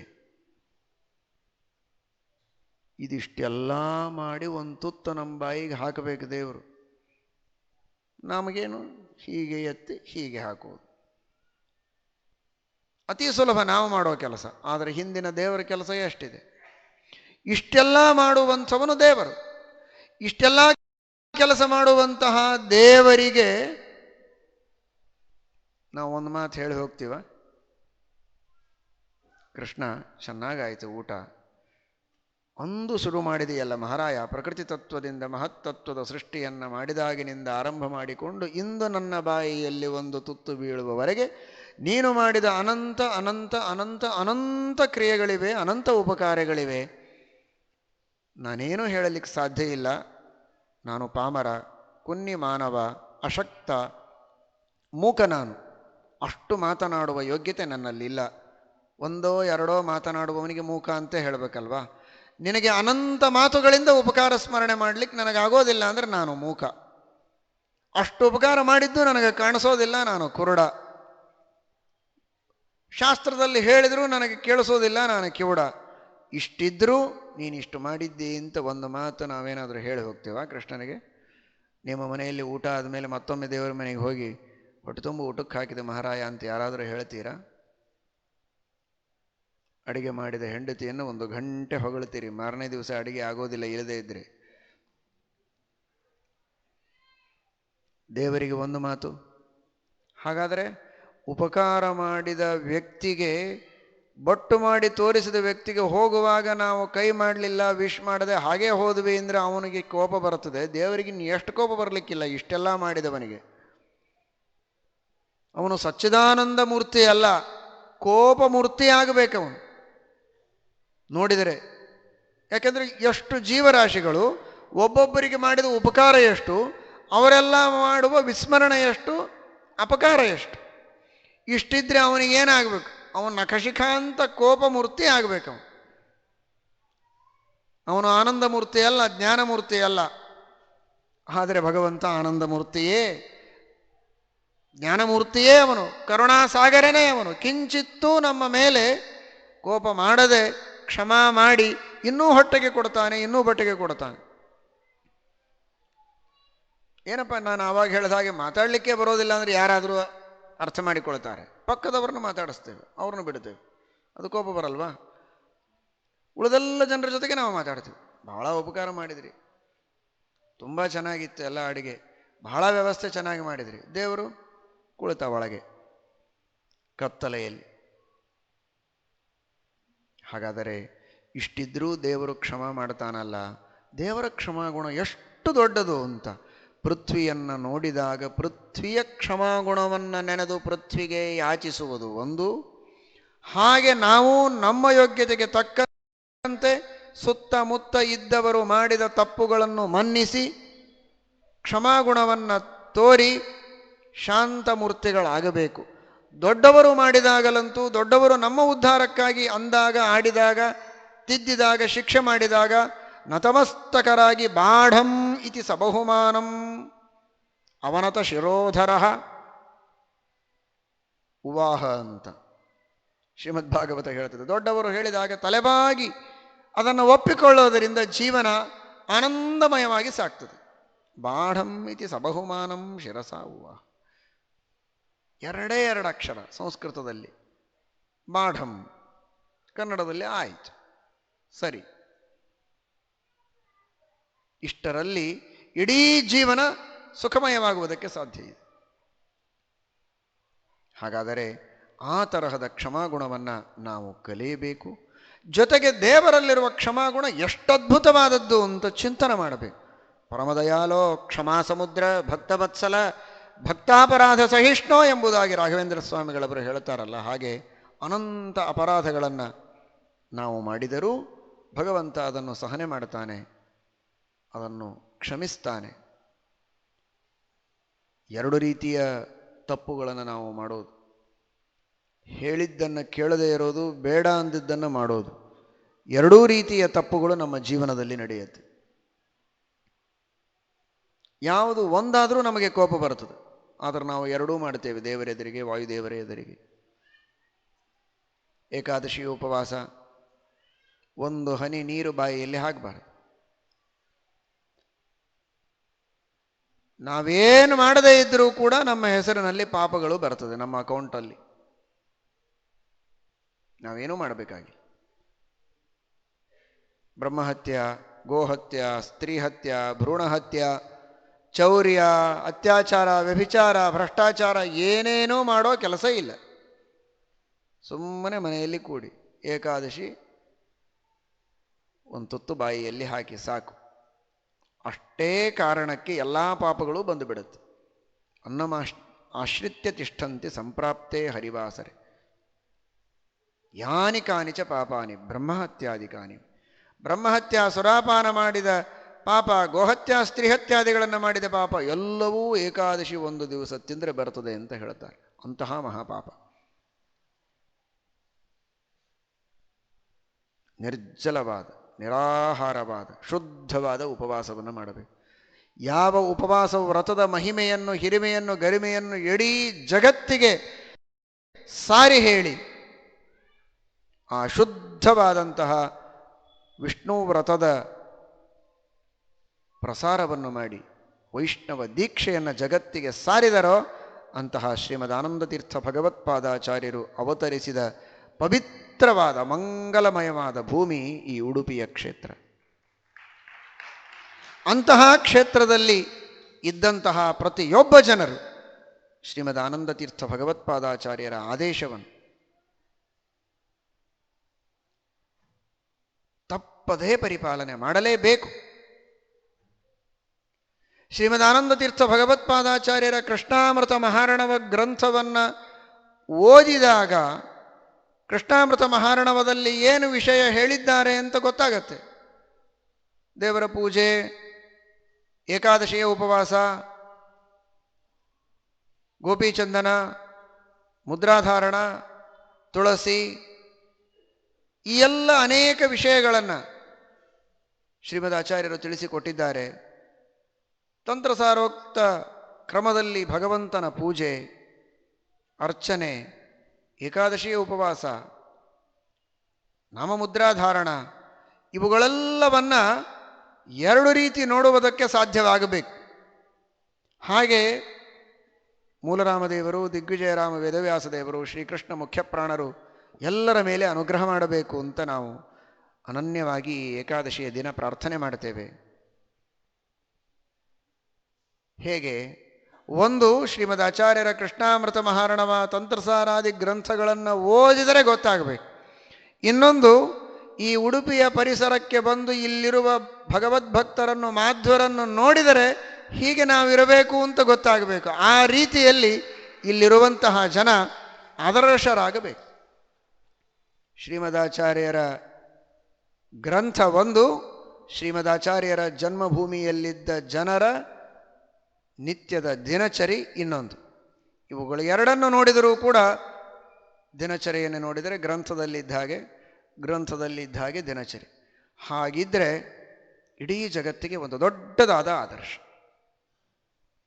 ಆ ರೀತಿಯ ಒಂದು ದೊಡ್ಡ, ಹಾಗಿಲ್ಲ ಯಾರು ಅಂತ ನಾನು ಹೇಳ್ತಾ ಇಲ್ಲ, ಇದ್ದವರು ಸರಿಯೇ. ಆ ದಿಶೆಯಲ್ಲಿ ಕೆಲವರು ಪ್ರಯತ್ನ ಮಾಡಿರಬಹುದು. ಆದರೆ ಇನ್ನೂ ವಿಶೇಷವಾಗಿ ಪ್ರಯತ್ನವನ್ನು ಮಾಡಿ ಶ್ರೀಮದಾಚಾರ್ಯರ ಶುದ್ಧವಾದ ಸದಾಚಾರದ ಉಪದೇಶಕ್ಕೆ, ಸದಾಚಾರ ಸ್ಮೃತಿಗೆ, ಕೃಷ್ಣಾಮೃತ ಮಹಾರ್ಣವಕ್ಕೆ ಒಂದು ಕನ್ನಡಿಯಂತೆ ಪ್ರತಿಯೊಬ್ಬ ವ್ಯಕ್ತಿಗಳ ಜೀವನ ಆಗಬೇಕು. ಹಾಗೆ ಹರಿವಾಯು ಗುರುಗಳು ಅನುಗ್ರಹ ಮಾಡಬೇಕು ಅಂತ ಪ್ರಾರ್ಥನೆ ಮಾಡ್ತೇವೆ. ಹಾಗಾದರೆ ಶ್ರೀಕೃಷ್ಣ ಪರಮಾತ್ಮ ಶ್ರೀಮದಾಚಾರ್ಯರು ಏಕಾದಶಿಯ ದಿನ ತಿನ್ನಬಾರದು ಅಂತ ಆದೇಶ ಮಾಡಿದ್ದಾರೆ. ಇದೀಗ ಕೇಳಿದಿರಿ, ನಾವು ತಿನ್ನಬೇಕು ಅನ್ನುವುದಕ್ಕೆ ದೇವರು ನಮಗೆ ಎಷ್ಟು ಉಪಕಾರ ಮಾಡಿದ್ದಾನೆ ಅಂತ. ತಿನ್ನಬೇಕು ಅನ್ನುವುದಕ್ಕೆ, ನಾವು ಉಣಬೇಕು ಅನ್ನೋದಕ್ಕೆ ಇಷ್ಟು ಉಪಕಾರ ಮಾಡಿದ ದೇವರು ನಿತ್ಯವೂ ತಿನ್ನಿ, 2 ಹೊತ್ತು ತಿನ್ನಿ, ಹೊಟ್ಟೆ ತುಂಬ ತಿನ್ನಿ, ನಾನು ಯಾವುದಕ್ಕೂ ಬೀಗ ಹಾಕಿಲ್ಲ. ಉಗ್ರಾಣಕ್ಕೆ ಬೀಗ ಹಾಕಿಕೊಂಡು ಹೋಗಿರ್ತಾರೆ. ದೇವರು ತನ್ನ ಉಗ್ರಾಣಕ್ಕೆ ಬೀಗ ಹಾಕಿದರೆ ಯಾರು ತೆಗೆಯುವರಿದ್ದಾರೆ? ಅದನ್ನು ಬಯಲಲ್ಲಿ ಬಿಟ್ಟಿದ್ದಾನೆ ಧಾನ್ಯವನ್ನು. ಬೇಕಾದಷ್ಟು ತಿನ್ನಿ, ಬೇಕಾದಷ್ಟು ಮೇಯಬಹುದು, ತಿನ್ನಬಹುದು, ಸುಖವಾಗಿರಬಹುದು. ಒಂದು ದಿನ ನಿಮ್ಮ ಹಿತಕ್ಕಾಗಿ ಹೇಳ್ತೇನೆ, ನಿಮ್ಮ ಪಾಪಗಳ ಪರಿಹಾರಕ್ಕೆ, ನಿಮಗೆ ಪುಣ್ಯ ಬರುವುದಕ್ಕೆ, ನೀವು ಜನ್ಮ ಜನ್ಮಾಂತರಗಳಲ್ಲಿ ಮಾಡಿದ ಪಾಪಗಳಿಗೆ ಪ್ರಾಯಶ್ಚಿತ್ತ ಮಾಡಿಕೊಳ್ಳುವುದಕ್ಕೆ, ನನ್ನ ವಿಶೇಷವಾದ ಪ್ರೀತಿಗಾಗಿ 15 ದಿನಗಳಿಗೆ ಒಂದು ದಿನ ಮಾತ್ರ ಏನೂ ತಿನ್ನದೇ ಇರಿ. ಏಕಾದಶಿಯ ಶುದ್ಧ ಉಪವಾಸವನ್ನು ಮಾಡಿ. ಇಷ್ಟು ಶ್ರೀಕೃಷ್ಣ ಪರಮಾತ್ಮ ಶ್ರೀಮದಾಚಾರ್ಯರು ಸರ್ವೋತ್ತಮರು ಹಾಗೂ ಜೀವೋತ್ತಮರು ನಮಗೆ ಆದೇಶ ಮಾಡಿದಾಗ ಅದು ಯಾರೋ ಅಲ್ಲ,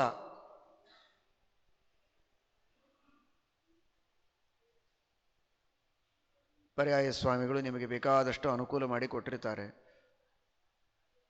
ಸ್ಥಾನವೂ ಇದೆ, ಉಪಕಾರವನ್ನೂ ಮಾಡಿದ್ದಾರೆ.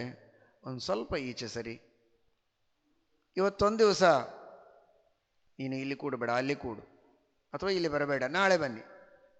ನಿತ್ಯವೂ ನೀವು ಉಪಯೋಗಿಸಿ ರಾಜಾಂಗಣವನ್ನು. ನಾವೇನು ಬೇಡ ಅನ್ನೋದಿಲ್ಲ, ಅಧಿಕಾರ ನಮ್ಮದಿರಬಹುದು, ನಿತ್ಯವೂ ಉಪಯೋಗಿಸಿ ಅಂತ ನಿಮಗೆ ಅವಕಾಶ ಕೊಡ್ತಾರೆ. ಒಂದು ದಿನ ನಮ್ಮ ಕಾರ್ಯಕ್ರಮ ಇದೆ, ಅವತ್ತೊಂದು ದಿನ ಬಿಟ್ಟು ನಾಳೆಯಿಂದ ನೀವು ಉಪಯೋಗಿಸಿ. ಇಲ್ಲ, ಅವತ್ತು ನೀವು ಕಾರ್ಯಕ್ರಮ ಮಾಡುವಾಗಲೂ ನಾವು ಬಂದು ಗದ್ದಲ ಮಾಡಿ ನಿಮಗೆ ತೊಂದರೆ ಕೊಡುವವರೇ ಅಂದರೆ ಎಂತಹ ಕೃತಜ್ಞರಲ್ವ? ಎಷ್ಟು ಅವ್ಯವಹಾರ ಅಂತ ಯಾರಾದರೂ ನಿಂದೆ ಮಾಡ್ತಾರೋ ಇಲ್ವೋ? ಒಂದು ದಿನ ಅಲ್ಲ, 2 ದಿನ ಅಲ್ಲ, ಒಂದಲ್ಲ, ಎರಡಲ್ಲ, ಅನಾದಿ ಕಾಲದಿಂದ ನಮಗೆ ಹೊಟ್ಟೆಗೆ ಹಾಕ್ತಾ ಇದ್ದಾನೆ ಭಗವಂತ. ಅನಾದಿ ಕಾಲದಿಂದ ಈ ಸೃಷ್ಟಿಯ ಚಕ್ರ ಇದೆ, ಜಗತ್ ಪ್ರವಾಹ ಇದೆ. ಒಂದಲ್ಲ ಎರಡಲ್ಲ, ನಮಗೆ ಅಪೇಕ್ಷೆ ಇದ್ದದ್ದನ್ನೆಲ್ಲ ಕೊಡ್ತಾನೆ. ಈಗ ಅಪೇಕ್ಷೆ ಇದ್ದದ್ದನ್ನು ಈಗ ಕೊಡ್ತಾ ಇದ್ದಾನೆ. ನಾವು ಪಕ್ಷಿಗಳಾದಾಗ ನಮಗೇನು ಅಪೇಕ್ಷೆ ಇತ್ತು ಆಗ ಅದನ್ನು ಕೊಟ್ಟ.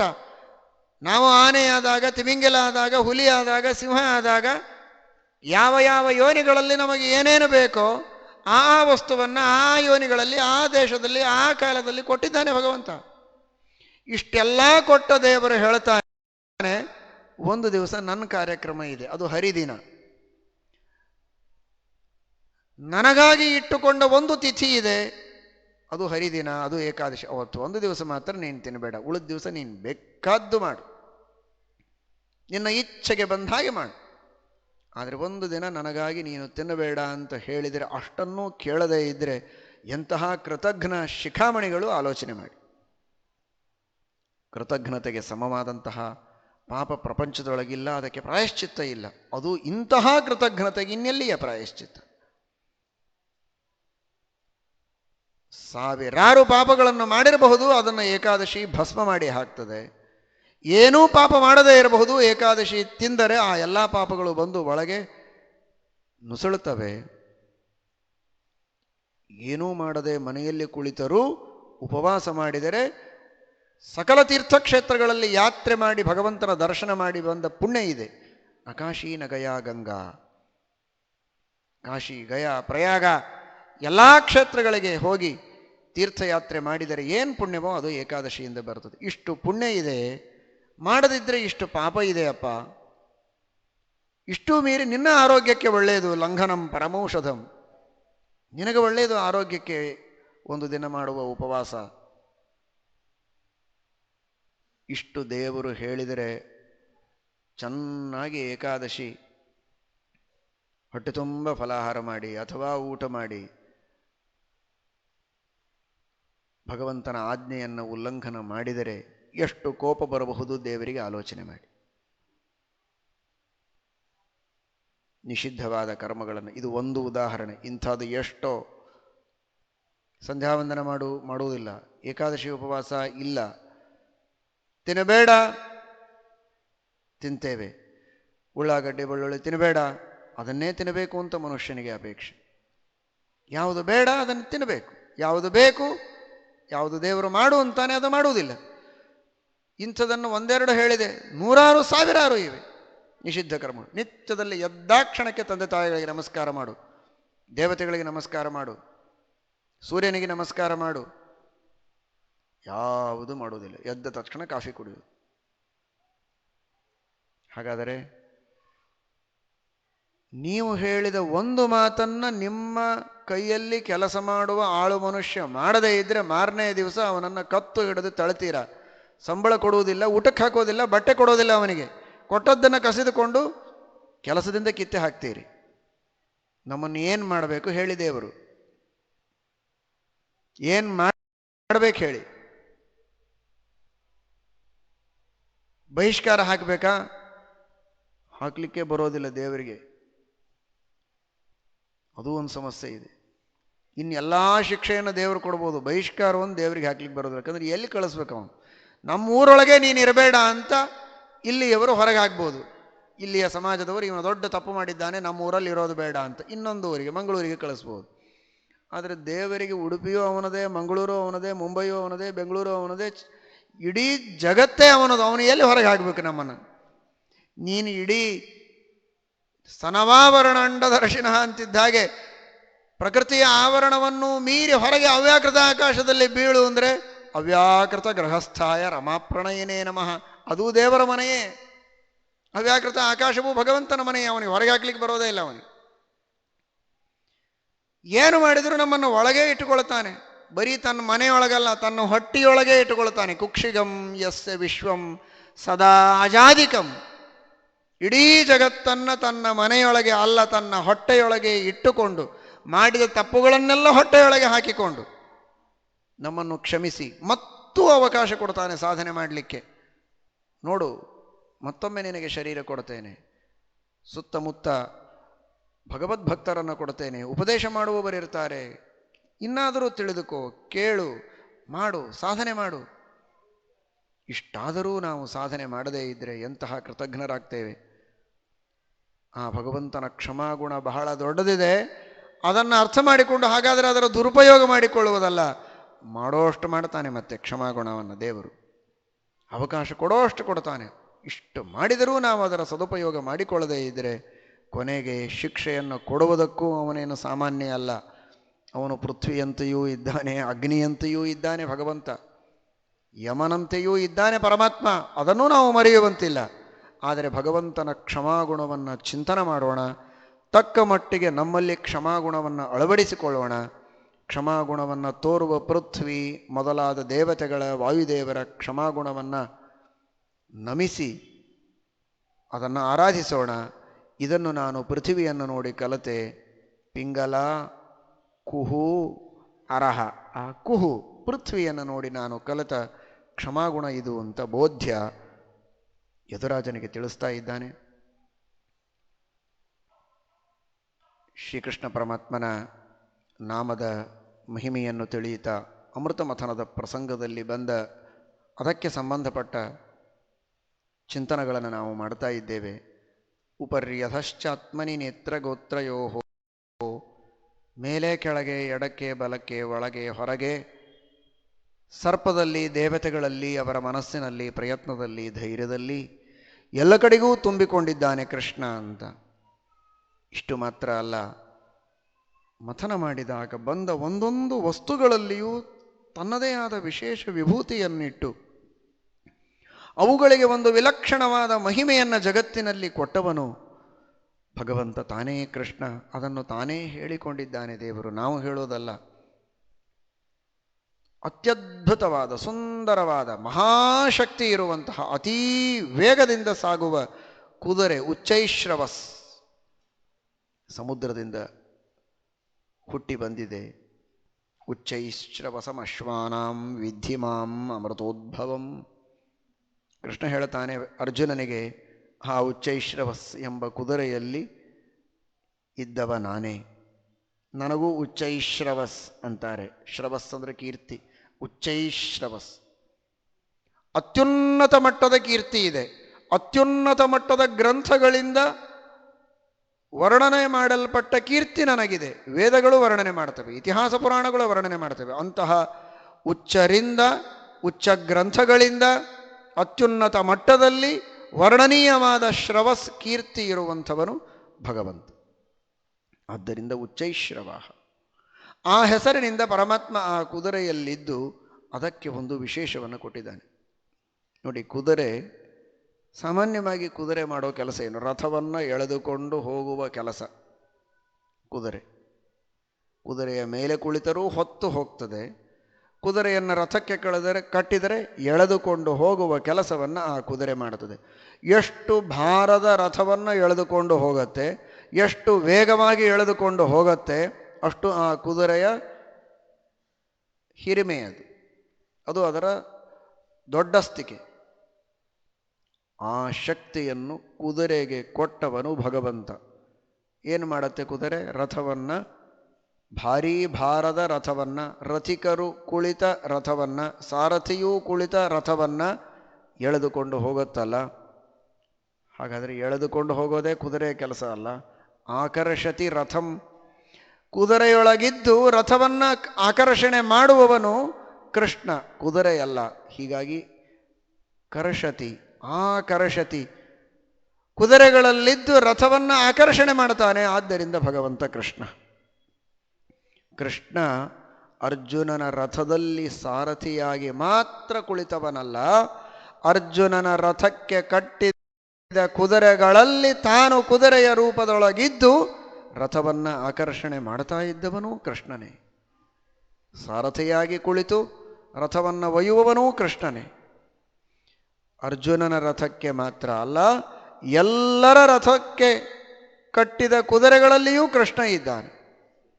ಅವರೆಲ್ಲರ ರಥವನ್ನು ಎಳೆದುಕೊಂಡು ಹೋಗುವವನೂ ಕೃಷ್ಣನೇ. ಆದ್ದರಿಂದ ಅವನಿಗೆ ಕೃಷ್ಣ ಅಂತ ಕರೆಯುವುದು. ಕುದುರೆ ತನ್ನ ಮೇಲೆ ಹೊತ್ತು ಕುದುರೆ ಸವಾರು ಮಾಡುವವರನ್ನು ಕರೆದುಕೊಂಡು ಹೋಗ್ತದಲ್ಲ, ತನ್ನ ಮೇಲೆ ವ್ಯಕ್ತಿಯನ್ನು ಹೊತ್ತುಕೊಂಡು ಎತ್ತಿಕೊಂಡು ಕೂಡಿಸಿಕೊಳ್ಳುತ್ತದೆ. ಉತ್ಕರ್ಷತಿ. ಆನೆ ಐರಾವತಂ ಗಜೇಂದ್ರಾಣಂ, ಆನೆಯ ಮೇಲೆ ಇಂದ್ರದೇವರು ಕೂಡ್ತಾರೆ. ಐರಾವತದ ಮೇಲೆ ಸಮುದ್ರ ಮಥನ ಕಾಲದಲ್ಲಿ ಬಂದದ್ದು ಆನೆ. ಅದು ಉಪಲಕ್ಷಣ. ಜಗತ್ತಿನೊಳಗಿರುವ ಎಲ್ಲ ಆನೆಗಳಿವೆ, ಆನೆಗಳ ಮೇಲೆ ಕೂಡ್ತಾರೆ. ತನ್ನ ಬೆನ್ನು ಮೇಲೆ ಕೂಡಿಸಿಕೊಂಡು ಮೇಲೆಗೆ ಎತ್ತರಕ್ಕೆ ಎತ್ತಿ ಆ ವ್ಯಕ್ತಿಗೆ ಒಂದು ದೊಡ್ಡ ಗೌರವವನ್ನು ಜಗತ್ತಿನಲ್ಲಿ ನೀಡುತ್ತದೆ. ದೊಡ್ಡವರಿಗೆ ತಾನೇ ಆನೆಯ ಮೇಲೆ ಕೂಡಿಸೋದು. ಒಳ್ಳೆ ಕೆಲಸ ಮಾಡಿದ್ದಾನೆ. ಶ್ರೀಮಠ್ ಟೀಕಾಕೃತ್ಪಾದರನ್ನು ವಿದ್ಯಾರಣ್ಯರು ಅತ್ಯಂತ ಗೌರವದಿಂದ ಆನೆಯ ಮೇಲೆ ಕೂಡಿಸಿ ಅವರ ಗ್ರಂಥಗಳನ್ನು ಆನೆಯ ಮೇಲೆ ಕೂಡಿಸಿ ಮೆರವಣಿಗೆ ಮಾಡಿಸಿದರು ಅಂತ ಕೇಳ್ತೇವೆ. ಯರಗೋಳದ ಗುಹೆಯಲ್ಲಿ ಟೀಕಾಕೃತ್ಪಾದರು ಶ್ರೀಮತ್ ಸರ್ವಮೂಲ ಗ್ರಂಥಗಳಿಗೆ ಟೀಕೆಗಳನ್ನು ರಚನೆ ಮಾಡ್ತಾ ಇದ್ದರು. ಶ್ರೀಮನ್ಯಾಯಸುಧಾದಿ ಗ್ರಂಥಗಳನ್ನು ಪ್ರಮಾಣ ಲಕ್ಷಣದ ಟೀಕೆಯನ್ನು ರಚನೆ ಮಾಡುವ ಪ್ರಸಂಗದಲ್ಲಿ ವಿದ್ಯಾರಣ್ಯರು ಆ ಸ್ಥಳಕ್ಕೆ ಬರ್ತಾರೆ. ಟೀಕಾಕೃತ್ಪಾದರು ಬರೆದ ಗ್ರಂಥವನ್ನು ಕೈಯಲ್ಲಿ ಎತ್ತಿಕೊಂಡು ಓದ್ತಾರಂತೆ. ಶ್ರೀಮಠ್ ಟೀಕಾಕೃತ್ಪಾದರ ಆ ದಿವ್ಯವಾದ ಶೈಲಿ, ಶ್ರೀಮದಾಚಾರ್ಯರ ಗ್ರಂಥಗಳಿಗೆ ಮಾಡುವ ವ್ಯಾಖ್ಯಾನದ ಅತ್ಯದ್ಭುತವಾದಂತಹ ಕಲೆ, ಅವರಿಗಿರುವ ಭಕ್ತಿ, ಶ್ರದ್ಧೆ, ಜೊತೆಗೆ ಪಾಂಡಿತ್ಯ, ವ್ಯಾಖ್ಯಾನ ಮಾಡುವ ಕೌಶಲ, ಇವುಗಳೆಲ್ಲವನ್ನು ಕಂಡು ಅತ್ಯಂತ ಅಭಿಮಾನದಿಂದ ಅತ್ಯಂತ ಗೌರವದಿಂದ ಶ್ರೀಮಠ್ ಟೀಕಾಕೃತ್ಪಾದರ ಗ್ರಂಥಗಳನ್ನು ಆನೆಯ ಮೇಲೆ ಕೂಡಿಸಿ ಸ್ವತಃ ವಿದ್ಯಾರಣ್ಯರು ಮೆರವಣಿಗೆಯನ್ನು ಮಾಡಿಸಿದರು ಅಂತ ಇತಿಹಾಸ ಹೇಳುತ್ತದೆ. ಹಾಗಾದರೆ ಆನೆ ಯಾವುದರ ಸಂಕೇತ? ಅದು ಉತ್ಕರ್ಷದ ಸಂಕೇತ. ಆನೆಯ ಮೇಲೆ ವಸ್ತುವನ್ನು ಇಡುವುದು, ವ್ಯಕ್ತಿಯನ್ನು ಕೂಡಿಸುವುದು, ಅದು ಒಂದು ಉತ್ಕರ್ಷದ ಸಂಕೇತ. ಹಾಗಾದರೆ ವಸ್ತುವಿಗೆ ಅಥವಾ ವ್ಯಕ್ತಿಗೆ ಉತ್ಕರ್ಷವನ್ನು ನೀಡುತ್ತದೆ. ಉಪಮಾ ಕಾಳಿದಾಸಸ್ಯ ಭಾರವೇಹೇ ಅರ್ಥಗೌರವಂ ದಂಡಿನಃ ಪದಲಾಲಿತ್ಯಂ ಮಾಘೇ ಸಂತಿ ತ್ರಯೋ ಗುಣಾಃ ಅಂತ ಸುಂದರವಾದ ಉಪಮಾನಗಳನ್ನು ನೀಡಬೇಕು ಕಾಳಿದಾಸ. ಭಾರೀ ಅರ್ಥದ ಗಾಂಭೀರ್ಯ ಇರಬೇಕು, ಅದು ಭಾರವೀಯ ಕವಿ ಕಾವ್ಯದಲ್ಲಿ. ಪದಲಾಲಿತ್ಯ ಇದು ದಂಡಿಯ ಕಾವ್ಯದಲ್ಲಿ ಅಂತ. ದಂಡಿ ಎಂತಹ ಕವಿ ಅಂದರೆ, ಕಾಳಿದಾಸ ದಂಡಿ ಇಬ್ಬರು ಹೋಗಿ ಕೇಳಿದರಂತೆ ಸರಸ್ವತಿಗೆ, ಯಾರು ನಿಜವಾದ ಕವಿಗಳು ಹೇಳು ಅಂತ. ಕವಿರ್ದಂಡಿ ಕವಿರ್ದಂಡಿ ಕವಿರ್ದಂಡಿ ನ ಸಂಶಯ ಅಂತ ಹೇಳಿದ್ದಂತೆ.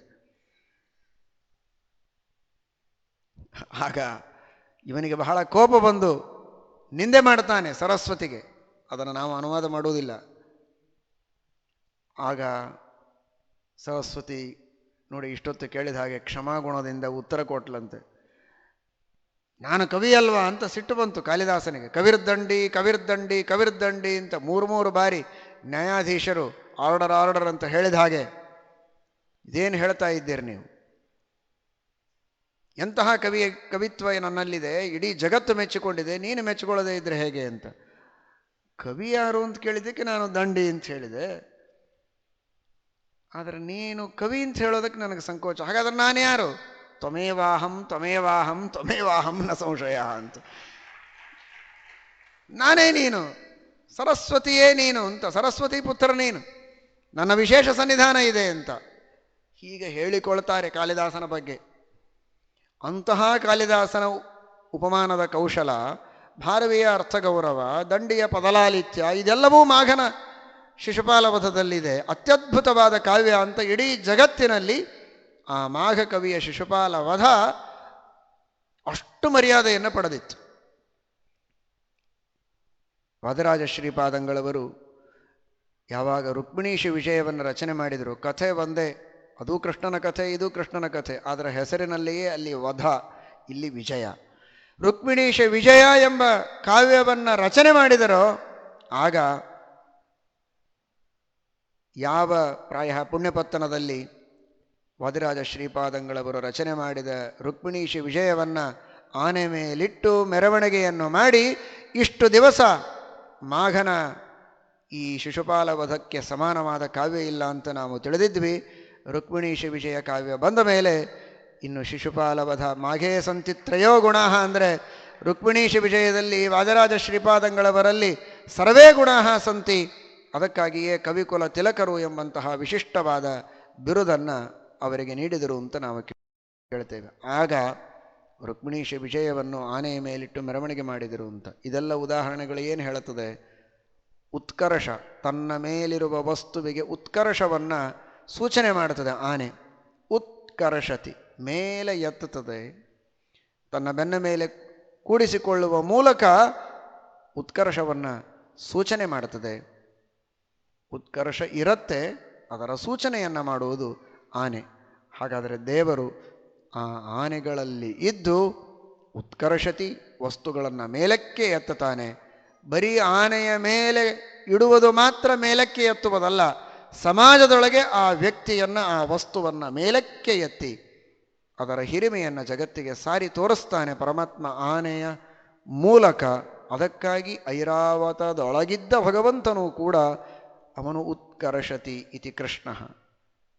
ಈ ರೀತಿಯಾಗಿ ಭಗವಂತನನ್ನು ಕೃಷ್ಣ ಎಂಬುದಾಗಿ ಅಶ್ವಗಳಲ್ಲಿ, ಆನೆಗಳಲ್ಲಿ, ವಿಶೇಷವಾಗಿ ಉಚ್ಚೈಶ್ರವಸ್ ಐರಾವತದಲ್ಲಿರುವ ಭಗವಂತನನ್ನು ನಾವು ತಿಳಿಯಬೇಕು. ಐರಾವತದಲ್ಲಿರುವ ಆ ಕೃಷ್ಣನಿಗೆ ಐರಾವತ ಅಂತ ಹೆಸರು. ಯಾಕೆಂದರೆ ಐರಾ ಅಂದರೆ ಲಕ್ಷ್ಮೀದೇವಿ, ಅವತಿ ಅಂದರೆ ರಕ್ಷಣೆ ಮಾಡ್ತಾನೆ. ಶ್ರೀಮದ್ ಆಚಾರ್ಯರು ಗೀತಾ ತಾತ್ಪರ್ಯದಲ್ಲಿ ಹೇಳ್ತಾರೆ, ಐರಾಮ್ ಅವತೀತಿ ಐರಾವತಃ. ಲಕ್ಷ್ಮೀದೇವಿಯನ್ನು ರಕ್ಷಣೆ ಮಾಡಿ ಅವಳಿಗೂ ಆಶ್ರಯನಾಗಿ ಪರಮಾತ್ಮ ಇದ್ದಾನೆ. ಆದ್ದರಿಂದ ಆ ಭಗವಂತನನ್ನು ಐರಾವತ ಅಂತ ಕರೀತಾರೆ. ಐರಾವತ ಎಂಬ ಹೆಸರಿನಿಂದ ಐರಾವತದಲ್ಲಿದ್ದು ಜಗತ್ತಿಗೆ ಉತ್ಕರ್ಷವನ್ನು ನೀಡುತ್ತಾ ಇಂದ್ರಾದಿ ದೇವತೆಗಳಿಗೆ ವಿಶಿಷ್ಟವಾದ ಉತ್ಕರ್ಷವನ್ನು ಸೂಚನೆ ಮಾಡ್ತಾ ಪರಮಾತ್ಮ ಒಳಗೆ ಸನ್ನಿಹಿತನಾಗಿದ್ದಾನೆ. ಆದ್ದರಿಂದ ಉತ್ಕರ್ಷತಿ ಇತಿ ಕೃಷ್ಣ ಎಂಬುದಾಗಿ ನಾವು ಚಿಂತನೆ ಮಾಡೋಣ. ಶ್ರೀಕೃಷ್ಣಾರ್ಪಣಮಸ್ತು.